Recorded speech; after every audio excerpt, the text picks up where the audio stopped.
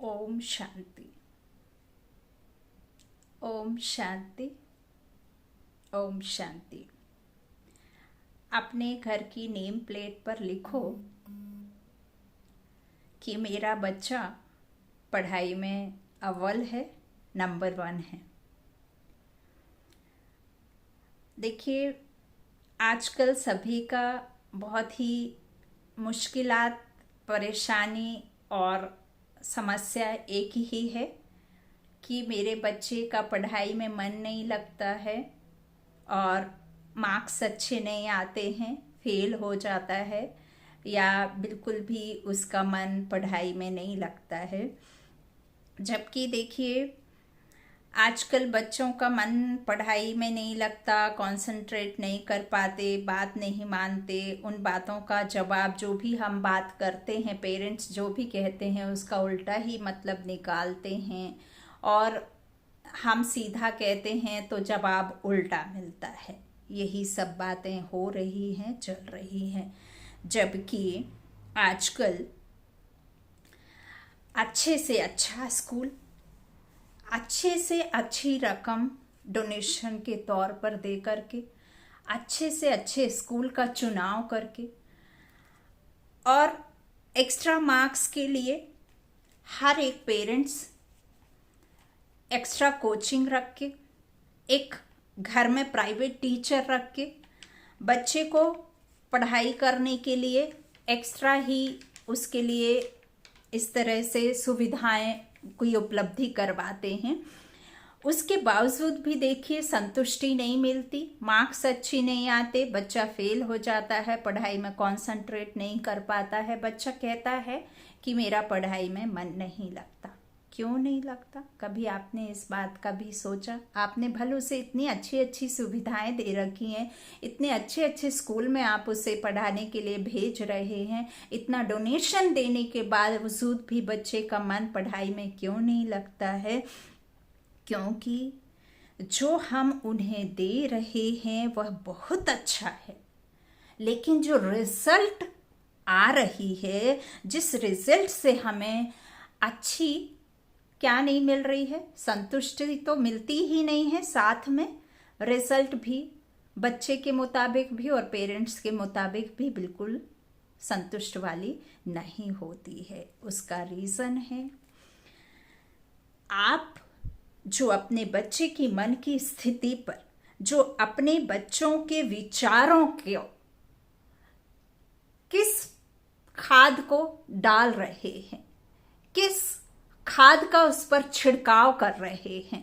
आप बाहरी रूप से उसे बहुत कुछ दे रहे हैं, हर बात से उसे सुविधा प्राप्त कर पाएं, या आप भले ही उस किसी मुसीबत में रहें लेकिन अपने बच्चे को सही रीति, सही टीचर, सही स्कूल, सही जगह का चुनाव कर सकें। लेकिन हम यह बात भूल जाते हैं कि उसके मन की परिस्थिति, स्थिति को हम कैसे क्रिएट करते हैं, कौन सा बीज, कौन सा हम उसके विचारों का जो उसकी मन स्थिति पर जो प्रभाव पड़ता है, हम वो विचारों को किस तरह से उसके विचारों को गड़बड़ी करते हैं।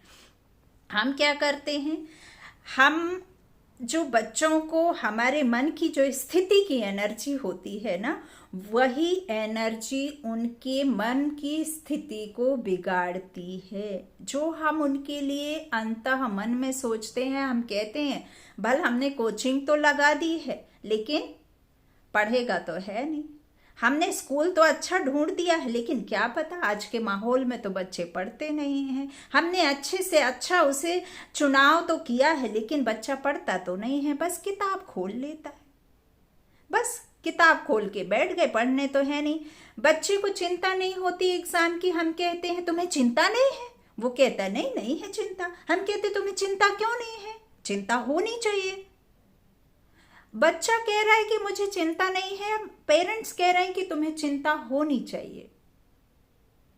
ये कहाँ जाकर, ये जो छिड़काव कर रहे हैं हम कौन सी स्थिति पर कर रहे हैं, उसके मन की स्थिति पर कर रहे हैं, उसके दिमाग की कमजोरी पर और कमजोर का हथौड़ा मार रहे हैं।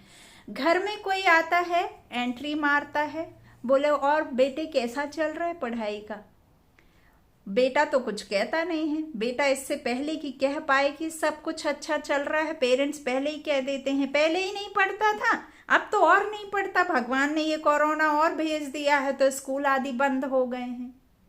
तो देखिए, भगवान नहीं करता है यह सब। जो हम उसके मन बुद्धि पर जो हमारी विचारों की एनर्जी है ना, वो यह सब बिगाड़ करती है। बच्चा कह पाए कि सब कुछ ठीक चल रहा है, मैं ऐसा करना चाहता हूँ, ये करना चाहता हूँ, पेरेंट्स पहले ही कह देते हैं कि बच्चा करता तो कुछ नहीं है, पढ़ता तो कुछ नहीं है, दिन भर यूं ही मजे करते हैं, और अब कोरोना आ गया। अब आपके मन में चला, वो बच्चे की मन की स्थिति डवाडोल हुई, आपने उसके सामने कहा, वो भी बात बिगड़ी। फिर आपने जो घर में आ रहे हैं उनके मन में भी यही बात डाली, और वही बात उसकी मन स्थिति को बिगाड़ने में बिल्कुल भरपूर कार्य करने में लगी हुई रहती है। और हम क्या करते हैं, और मन इस तरह से चलता रहता है। जब बच्चे कहते हैं कि चलो ठीक है, मैं पढ़ने जा रहा हूं, तो हम अंतर्मन में यही भावना लाते हैं कि चले तो गए भाई जी, भाई साहब पढ़ने को तो है नहीं, किताब खोल के बैठे रहेंगे, यहाँ वहाँ की बातों में लगे रहेंगे। इस तरह से हमारे जो विचार हैं, जो हमारे विचारों की जो नेगेटिविटी है, जो हमारे विचार जिस तरह से चलते हैं, वही विचार उसकी मन की स्थिति पर गलत प्रभाव डालते हैं। उसकी वजह से उसका मन पढ़ाई से दूर होता चला जाता है, उसका मन एकाग्र नहीं होता है। हम क्या करते हैं, मंदिर जाते हैं एग्जाम से पहले, एग्जाम शुरू होने से पहले कहते हैं जाओ बच्चों चलो दर्शन करके आते हैं। मंदिर से हम उधर जा करके उनको आशीर्वाद ले करके आते हैं, चढ़ोतरी चढ़ा करके आते हैं कि मेरा बच्चा अच्छे से पढ़ाई लिखाई करके अच्छे मार्क्स से पास हो जाए। मंदिर जाते हैं, वही कार्य हम घर में क्यों नहीं कर पाते हैं? मंदिर और घर के पूजा स्थल में क्या फर्क है? क्योंकि आपने घर के एक एक कमरे की एनर्जी को ऐसा बना करके रखा है कि उसका मन लगता ही नहीं है। मंदिर में भले शाम के समय पे यदि कोई भी इंसान जाता है, अपने दुख तकलीफ लेकर के जाता है, लेकिन मंदिर के एनवायरनमेंट को दूषित नहीं करता। मंदिर की जो शक्तियां होती हैं वो पॉजिटिविटी से भरी होती हैं। यदि आप पेरेंट्स के जैसे वहां 4 पेरेंट्स और जाते हैं तो सिर्फ और सिर्फ यही मन की स्थिति, मन के विचारों को लेकर के जाएंगे कि अब मैं मंदिर जा रहा हूं और यहाँ जाकर के मत्था टेकेगा बच्चा तो इसके मार्क्स अच्छे आएंगे। वही संकल्प हर एक पेरेंट्स के अंदर चलते हैं, और वही जो आपकी पॉजिटिविटी है, वही आपका जो विचार शक्ति है, जो श्रेष्ठ विचार है अपने बच्चे के प्रति, वही विचार शक्ति आपके बच्चे को मन की स्थिति पर प्रभाव डालते हैं और वह एक्टिव होते हैं, और वही फिर आपकी सफलता का कारण बनते हैं। और जो कि हम घर में हर एक मनुष्य, आज के समय में तो हर एक के मुंह से यही सुनने मिलेगा कि मेरा बच्चा तो बिल्कुल पढ़ता नहीं है, मानता तो है नहीं। भला हम बाहरी किसी को नहीं भी कहें कि अपने बच्चों का कहना चाहिए सामने वाले के सामने इंसल्ट ना करें। बहुत पेरेंट्स होते हैं जो चाहते हुए भी नहीं कहते किसी से, अपने बच्चों की अपने तक सीमित रखते हैं। बहुत पेरेंट्स हैं ऐसे। फिर भी आपके मन की स्थिति कैसी रहती है? आप भले ही सामने वाले से नहीं कहते, लेकिन आपके मन की स्थिति तो यही है ना। अगले ही पल आप यही सोचते हैं ना कि पढ़ना तो है नहीं, बुक खोल के बैठ जाते हैं, क्या मार्क्स लाएंगे। हम क्या करते हैं, जो अच्छे मार्क्स लेके आने वाले होते हैं, जो 100% लेके आने वाले होते हैं, उनके लिए भी जब वो एग्जाम लिखने जाते हैं, घर से निकलते हैं, भले हम आशीर्वाद दे देते हैं, लेकिन हमारे मन में आता क्या पता आउट ऑफ कोर्स ना आ जाए। आउट ऑफ कोर्स आ गया तो मुश्किल हो जाएगी।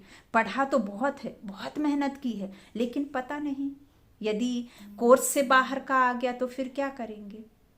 अब आपने यह कहा, आशीर्वाद दे दी, लेकिन आपने मन की स्थिति बिगाड़ ली। मन में आपने गलत छिड़काव कर लिया। आपने जो स्प्रे डालना था, जो खाद आपने डालनी थी जिससे आपका रिजल्ट आना था, वो खाद तो आपने रॉन्ग वे में चली गई। तो फिर रिजल्ट तो वैसे ही आएगी। आप 100% वाले को भी 95% पर ला करके खड़ा कर देते हैं। क्यों? क्योंकि आपके मन की स्थिति उस बच्चे को इस तरह का बना देती है।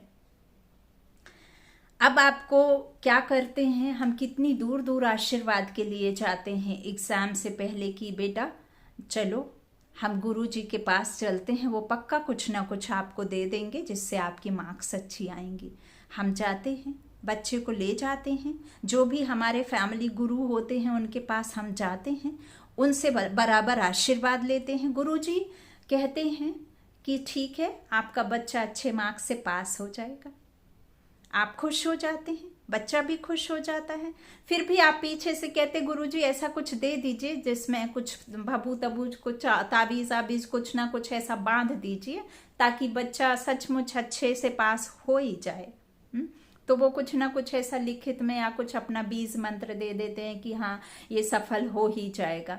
तो देखिए वो जो बीज मंत्र है जो आपके फैमिली गुरु के द्वारा आपको प्राप्त हुआ, वो गुरु मंत्र आप वहीं से रिपीट करना शुरू कर देते हैं। लेकिन कई बार ऐसा भी होता है वो बीज मंत्र भी आप नकार देते हैं। क्यों नकार देते हैं? क्योंकि आप अपने बच्चे की पूरे दिन की दिनचर्या से वाकिफ होते हैं, फिर भी आप नेगेटिव में चले जाते हैं, फिर भी आपकी मन स्थिति को बिगाड़ लेते हैं। आप कह दे मन ही मन आप सोचते हैं अब गुरुजी ने कह तो दिया, भैया जी तो घर जाके पढ़ने का ही नहीं है, ये तो किताबें खोलेंगे जरूर, लेकिन क्या पता अब गुरुजी ने कह दिया तो इसके मतलब ये थोड़ी कि पास ही हो जाएंगे।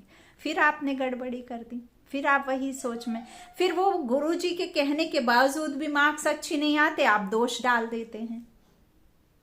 देखिए यह जो हम करते हैं हमें सफलता मिलनी भी होगी तो नहीं मिलती। अब हमारे घर के कोने कोने में जो एनवायरनमेंट होता है, कहीं एकाग्रचित्त हो करके बच्चा बैठ ही नहीं सकता।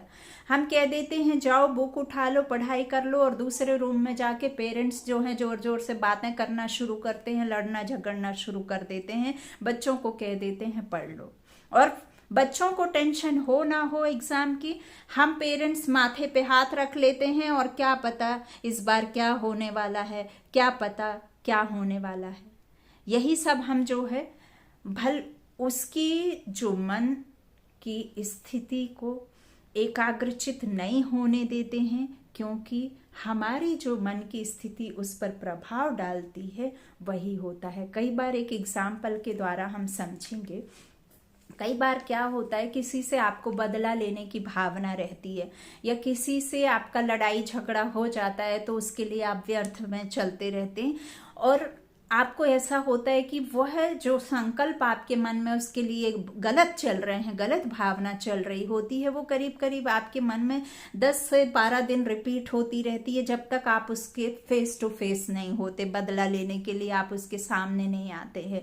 लेकिन आपके मन में ये 10 दिन से चल रहा है, बहुत गलत सलत उस आत्मा के प्रति चल रहा है, उसको आप सामने लाते हैं और उस आत्मा के लिए चलाते हैं, बुरी भावना लगाते हैं और बुरे विचार लाते हैं। लेकिन जब आप उसके सामने खड़े होते हैं तो उससे बहुत प्यार से बात करते हैं, बहुत अच्छे से बात करते हैं, और वो आपकी बातों का गलत जवाब देता है, तो आप क्या कहते हैं? सामने से आपके मुख से क्या निकलेगा? हाँ, मैं तो इतने प्यार से बात कर रहा हूँ और आप मुझे तो गलत ही समझ रहे हैं। मैंने तो तुम्हें अभी ऐसा कुछ नहीं कहा कि तुम इतना एक्स्ट्रा बोलो। तब वो आप ये नहीं समझिए कि जो आपने उस समय कहा, जो आपके मुख से उस समय 2 लाइनें निकली, उन बातों का जवाब नहीं दिया है उसने आपके मन में जो 10 दिन से उसके प्रति गलत भावना चल रही है ना, वो उसकी मन की स्थिति, वो आपके जो मन की स्थिति थी उसके ऊपर हावी हुई, वह आपको जवाब दे रहे हैं। यह भूलिए मत आप कि जो हम जिसके लिए सोचते हैं वही आपको वापस भी मिलता है, वही आपको कई गुना करके उसने उस दिन आपको रिप्लाई मुंह पर किया, जो आपने उसके लिए 10 दिन से भावनाएं बना करके रखी। वो आपकी रिजल्ट उस दिन की नहीं थी, वो रिजल्ट आपकी जो पहले से चल रही थी वो आपको रिजल्ट मिली। हम घर में कुछ कार्य के लिए निकलते हैं, बड़े बुजुर्गों से आशीर्वाद लेके जाते हैं, बड़े बुजुर्ग आपके सिर पर हाथ रखते हैं और कहते हैं कि सफलता आपका सफल भव, या कहते हैं कि खुश रहो, या जो भी कुछ जो कार्य करने जा रहे हैं उसमें आपको हर हाल में सफलता मिलेगी। हम चाहते हैं वो कार्य करके आते हैं और हमें सफलता मिल जाती है, हम उनको धन्यवाद कहते हैं कि आपकी वजह से मुझे सफलता मिली, या इस तरह से जो भी आपने कहा तो वो सचमुच सफल हो गए। देखिए, वो उनके जो विचार थे वो विचार आपकी सफलता का कारण बने, क्योंकि आपने जो उनका कहने का था कि आप सफल हैं, सफल रहेंगे या सफल हो जाना, तो वही आपका बीज मंत्र लेकर के आप गए और आपके विचारों की शक्ति बन करके वो विचार आपकी सफलता का कारण बनता है, क्योंकि आपके बड़ों ने आपको वो मंत्र दे दिया कि आप सफल हो जाए, आप सफल होकर ही आना। वह आपका मंत्र बन गया और वह आपके कार्य में सफलता का कारण बन गया। तो देखिए, बच्चों के एग्जाम किसी किसी के शुरू हो गए हैं, किसी किसी के शुरू होने को हैं।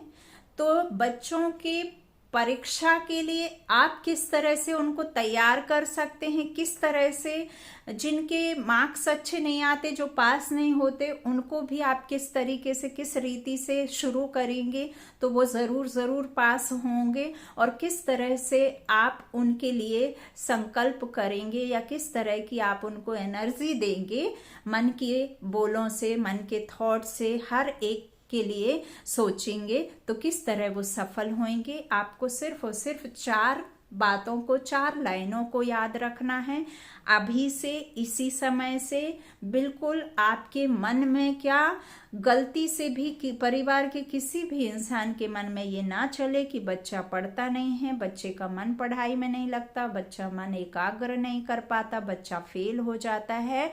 और यदि आपके घर में कोई आता है, एंट्री मारता है और आपसे कोई कहता है कि आपका बच्चा कैसा है, बोलो मेरा बच्चा बहुत अच्छा पढ़ता है। अब आपको ये वाली शक्ति का उसके अंदर स्प्रे करना है ताकि उसके मन की स्थिति बदली हो, एकाग्र हो, और आपके मन में बिल्कुल भी नहीं आना है इस तरह के ख्याल आज से, अभी से। क्योंकि ये ख्याल आपने जब से बच्चे ने पढ़ाई बंद किया, जब से उसका मन नहीं लगता, तब से आपने अपने घर की एनर्जी, अपने मन की एनर्जी, अपने बच्चे की एनर्जी, इस तरह के व्यर्थ संकल्प करके नहीं लगते कि संकल्प शक्ति से उसकी संकल्प शक्ति को बिल्कुल एकदम 0 पर लाकर खड़ा कर दिया। क्योंकि हम बार बार वही रिपीट करते हैं, और भी हमारे जो रिलेटिव, साथी, भाई, जो भी रिश्तेदार, किसी का फोन आया, भाई आपका बच्चा कैसा है, पढ़ाई वढ़ाई ठीक चल रही, अरे कहाँ पढ़ाई वढ़ाई ठीक चल रही, दिन भर परेशान करते हैं दिन भर, तो वो वहां से भी आ गई एनर्जी, वो भी आपकी बच्चे के गड़बड़ी में शुरू हो गई कहानी।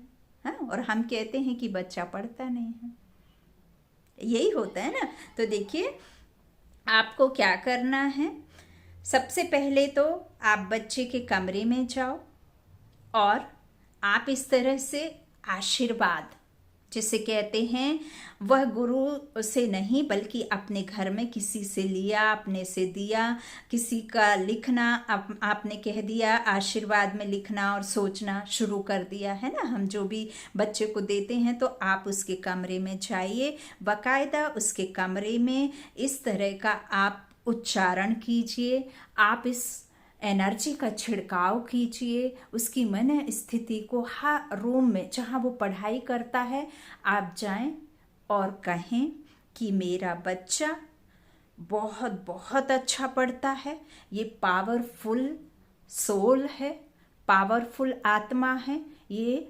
शक्तिशाली आत्मा है, और इसका मन जो है पढ़ाई में बहुत अच्छा लगता है, इसका कॉन्सेंट्रेट बहुत हाई लेवल का है। बच्चे का मन बहुत हाई लेवल कॉन्सेंट्रेट वाला है, बच्चे का पढ़ाई में मन बहुत लगता है, ये पावरफुल सोल है, और बच्चा पढ़ाई करने के साथ साथ अपनी जो क्षमता है उससे अधिक पढ़ता है।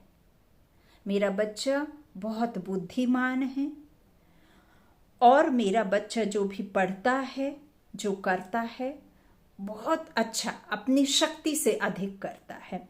अब आपको यही छिड़काव सुबह शाम सोते समय कमरे में जहाँ पढ़ाई करता है उधर आपको पूरा एनवायरनमेंट बनाना पड़ेगा, क्योंकि कमरे की जो वाइब्रेशंस हैं वो हम ही क्रिएट कर देते हैं हर वक्त कह कह करके।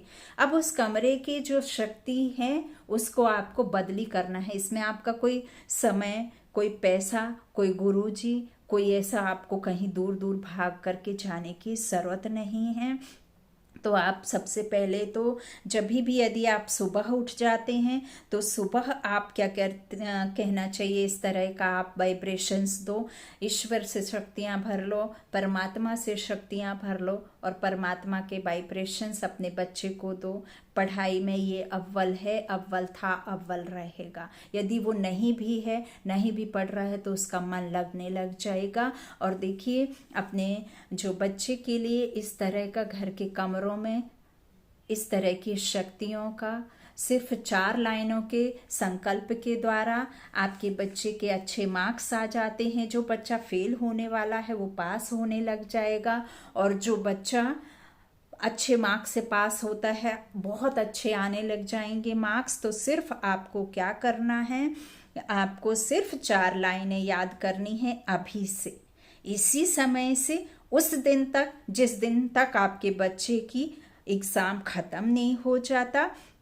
और इसके लिए आपको सिर्फ 4 लाइनें बहुत अच्छे से याद रख लेनी है कि इनकी एकाग्रता शक्ति हाईएस्ट है। आप लिख लीजिए बुक में, आप कहीं चिपका दीजिए, स्टिक कर दीजिए और आप उस लाइनों को रिपीट करते रहिए। सबको बोलिए कि यही लाइनें रिपीट करना है। शक्ति, और यह शक्तिशाली आत्मा है, ये पावरफुल सोल है। कॉन्सेंट्रेट पावर इसका हाईएस्ट है, बहुत अधिक हाईएस्ट पावरफुल इसका कॉन्सेंट्रेट पावर है। अपनी क्षमता से भी ज़्यादा पढ़ते हैं। सफलता इनके लिए निश्चित है, सफलता इनके लिए निश्चित है। ये 4 लाइन आपकी दुआ है, आपकी पावर है, आपकी आशीर्वाद है।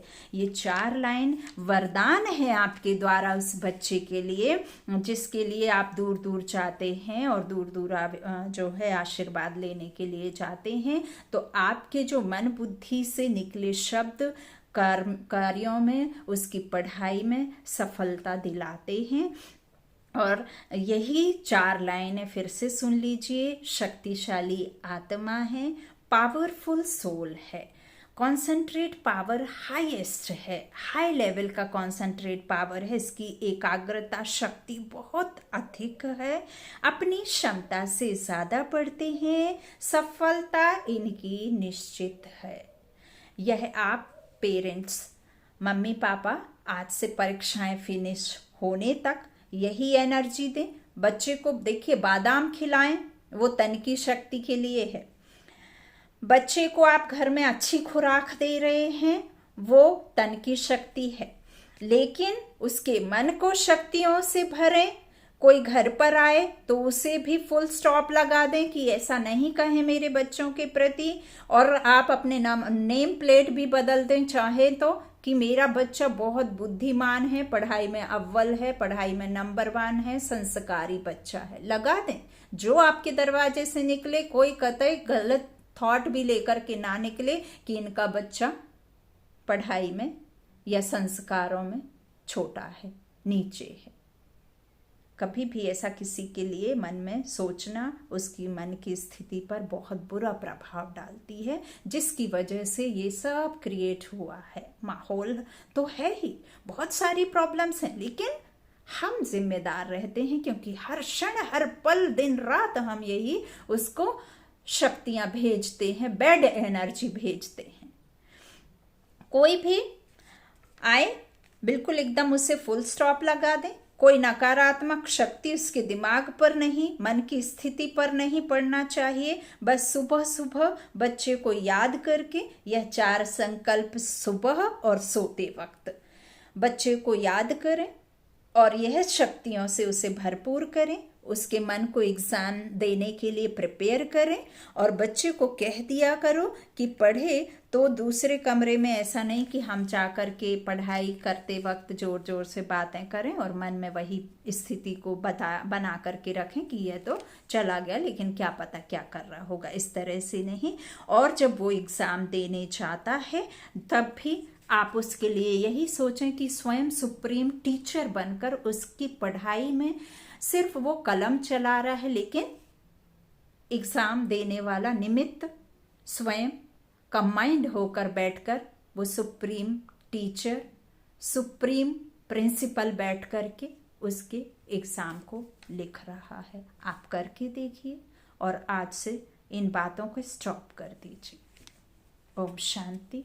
उम्मीद है आप यह ज़रूर करेंगे और अपने बच्चों को पढ़ाई के लिए इस तरह से इन संकल्पों से 4 लाइनों से तैयार कर उन्हें अच्छे नंबर से पास करने के लिए उनकी मन की स्थिति पर आप जो है प्रभाव अच्छा डालेंगे, शक्तिशाली प्रभाव, मन की एकाग्रता के लिए प्रभाव और पास होने की शक्तियाँ, आशीर्वाद, वरदान के स्वरूप आप माता पिता से ही मिलते हैं।